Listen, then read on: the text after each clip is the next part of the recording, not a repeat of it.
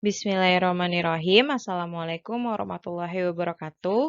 Hari ini kita masuk masih menggunakan tema 1, tapi subtema 3 pembelajaran 3 dengan muatannya yaitu IPS, PPKN, dan Bahasa Indonesia. Oke, sebelumnya kita perhatikan gambar berikut. Ini ada gambar jembatan. Kira-kira teman-teman sudah ada yang pernah ke jembatan ini? Nah, kalau yang sudah pernah pasti tahu ini namanya adalah Jembatan Suramadu. Dia menghubungkan antara Surabaya dengan Kepulauan Madura. Selanjutnya, kita lihat gambar lagi. Nah, kenapa dibuatlah Jembatan Suramadu ini? Karena Pulau Madura ini terpisah dengan Pulau Jawa.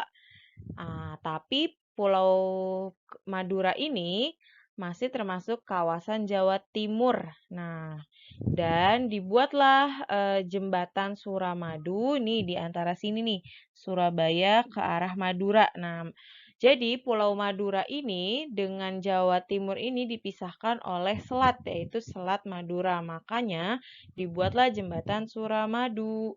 Nah, sebelumnya waktu belum ada jembatan Suramadu ini, mungkin dia menempuh perjalanannya jauh ya, harus naik kapal gitu. Tapi karena sudah ada pembangunan nasional dari pemerintah, maka dibuatlah jembatan Suramadu supaya lebih mudah. Nah, faktanya Pulau Madura itu masih masuk dalam Provinsi Jawa Timur. Secara geografis, Pulau Madura terpisah dengan kabupaten-kabupaten lain di Jawa Timur. Terlihat di peta jelas bahwa Pulau Madura itu adalah pulau tersendiri, tapi masih merupakan bagian dari Jawa Timur. Nah, selanjutnya. Selanjutnya, di sini ada peta Negara Kesatuan Republik Indonesia, di mana Indonesia itu merupakan negara yang dikelilingi oleh laut atau sebagian besar bagian dari negaranya adalah laut. Indonesia adalah negara maritim. Disebutnya adalah negara maritim karena Indonesia memiliki laut yang luas. Lalu, hampir 2/3 wilayah Indonesia adalah lautan.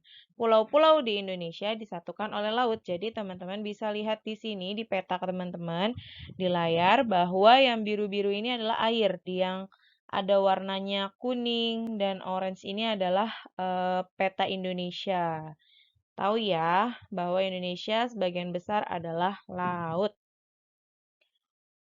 Nah, karena Indonesia itu wilayahnya itu sebagian besar adalah laut dan laut ini menyatukan pulau-pulau, maka Indonesia merupakan negara kepulauan sehingga laut sebagai penyatu setiap pulau yang ada di Indonesia. Nah, dengan adanya pulau yang banyak di Indonesia mengakibatkan Indonesia memiliki potensi yang bervariasi gitu dari segi sukunya, budayanya, hasil alamnya itu berbeda-beda di setiap pulau. Lalu sumber daya alam yang ada di Indonesia ada 2, sumber daya alam hayati dan non-hayati. Untuk yang hayati itu berupa makhluk hidup, ada ikan, tumbuhan laut, mutiara, terumbu karang. Kenapa mutiara dibilang sumber daya alam hayati? Karena dia dihasilkan oleh kerang.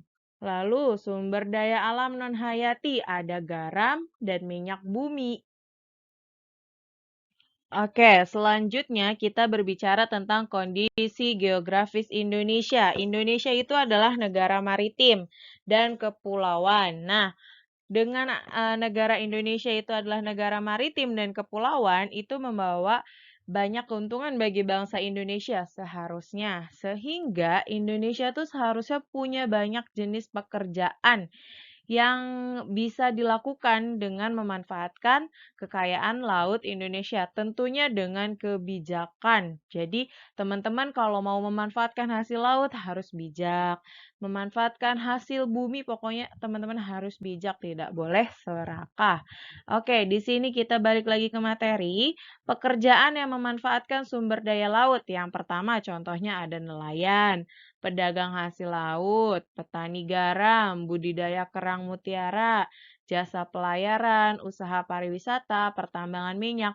Nah, pasti teman-teman sering kan jalan-jalan ke pantai atau ke pulau yang deket-deket nih kayak di Jakarta suka ada pulau kan. Nah, teman-teman kan suka pariwisata misalnya kalau lagi nggak corona ya. Nah, itu termasuk dengan memanfaatkan sumber daya laut. Nah, sekarang kita masuk ke dalam dampak letak geografis bangsa Indonesia sebagai negara maritim dan negara kepulauan. Yang pertama, komunikasi dan interaksi antar penduduk menjadi lebih mudah, baik antar warga Indonesia maupun orang Indonesia dengan warga asing. Jadi, karena Indonesia itu termasuk dalam uh, wilayah perdagangan internasional, jadi sering menjadi lalu lalang negara lain untuk melakukan perdagangan, jadi mudah bagi kita untuk berkomunikasi dengan warga asing. Terus terjadinya pembauran, pencampuran, atau peleburan nilai-nilai antar pulau dan antar negara. Yang ketiga, munculnya perkampungan-perkampungan etnis tertentu seperti Pecinan dan Kampung Arab. Jadi, maksudnya di sini etnis tertentu itu kayak karena Indonesia itu negara yang kaya, jadi ada banyak budaya, ada banyak apa namanya, dan Indonesia juga termasuk negara yang menjadi apa namanya tempat yang dilewati dalam perdagangan internasional, maka banyak juga orang luar negeri yang akhirnya bermukim di Indonesia. Lalu yang keempat, terjadinya perubahan perilaku masyarakat karena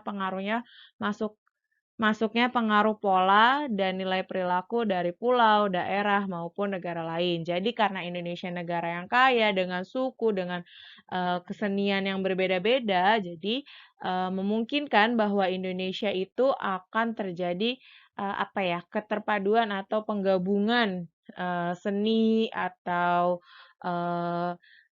tradisi yang bercampur antar pulaunya gitu. Lalu yang kelima, terjadinya perpindahan ilmu, pengetahuan, dan teknologi. Oke, sekarang kita masuk ke dampak negatifnya dari letak geografis bangsa Indonesia sebagai negara maritim dan kepulauan.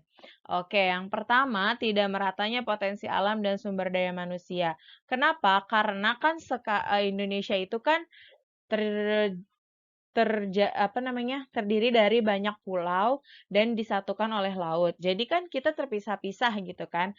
Nah, potensi alam di setiap daerah itu kan berbeda-beda dan semakin dia jauh dari ibu kota negara, maka pendidikan pun akan semakin sulit dijangkau walaupun mungkin sekarang sudah lebih baik. Lalu yang kedua, tidak meratanya pembangunan dan pemerataan hasil-hasilnya. Jadi karena negara kita ini kan berpulau-pulau, jadi kan memiliki kepala daerah masing-masing. Jadinya kita ketentuan daerahnya atau kebijakan daerahnya kan mengikuti dari aturan pemerintah yang ada di daerah tersebut. Terus rentan terhadap terjadinya konflik kedaerahan karena kita memiliki budaya masing-masing, setiap pulaunya dengan gaya berbicara masing-masing. Jadi itu memungkinkan banget bahwa kita akan terjadi konflik antar daerah. Oke, sekarang kita masuk ke PPKN, di mana tahukah kamu meskipun terdiri atas 5 sila, namun Pancasila itu merupakan satu kesatuan yang utuh. Nah, di situ ada gambar Garuda dengan lambang Pancasila. Pancasila itu satu paket, dia itu yang menopang NKRI. Sila yang membentuk Pancasila itu unsur yang mutlak, yang membentuk kesatuan dan bukan unsur pelengkap. Jadi, setiap sila di Pancasila itu adalah satu kesatuan. Kita nggak bisa ngambil cuma sila 1 aja, sila 2 aja. Maka dari itu, Pancasila tidak bisa disebut dengan Trisila atau Ekasila karena mereka kesatuan. Oke, sekarang kita masuk contoh perilaku yang mencerminkan sila-sila dalam Pancasila. Ini ada perayaan hari besar suatu agama dan ternyata perayaan hari besar suatu agama itu adalah pencerminan dari dua sila, yaitu sila pertama dengan sila yang kedua. Kenapa sila yang pertama? Karena berarti kita sebagai umat beragama menjalankan perintah agama sesuai dengan ajaran yang kita anut. Lalu, kenapa mencerminkan sila kemanusiaan yang adil dan beradab? Yakni mengakui persamaan derajat dan hak setiap manusia tanpa membeda-bedakan. Nah, untuk selanjutnya, selanjutnya ini akan dijelaskan tentang tugas. Yang pertama ada tugas Ayo Berkreasi halaman 140. Bisa dilihat teman-teman di situ ada gambar sebuah komik tapi belum ada balon kata yang melengkapi gambar tersebut. Jadi nanti tugas teman-teman adalah mengarang ceritanya gitu, gambarnya udah ada, tinggal diikuti. Kalimatnya mengikuti gambar yang ada gitu ya. Bisa difahami. Sekarang yang kedua, ayo renungkan halaman 141, yaitu di sebelahnya tugas teman-teman adalah mencari cara menjaga organ gerak dalam tubuh minimal 5 ya. Lalu yang ketiga di halaman 153, silahkan dikerjakan seperti contoh yang tadi Ibu sebutkan. Misalnya pencerminan, misalnya sikap perayaan Hari Besar Agama. Nah, itu kan terdapat dua sila di situ yang tertanam dalam sikap tersebut. Nah, nanti teman-teman tinggal lihat gotong royong, sila itu mencerminkan sila 1 atau sila 2 atau sila 1 dan sila 2 gitu ya. Teman-teman mudah dipahami, silakan dilihat contohnya kembali atau diulang videonya di menit sebelumnya ya. Terima kasih atas perhatiannya. Jazakumullah khairan kasiran. Wassalamualaikum warahmatullahi wabarakatuh.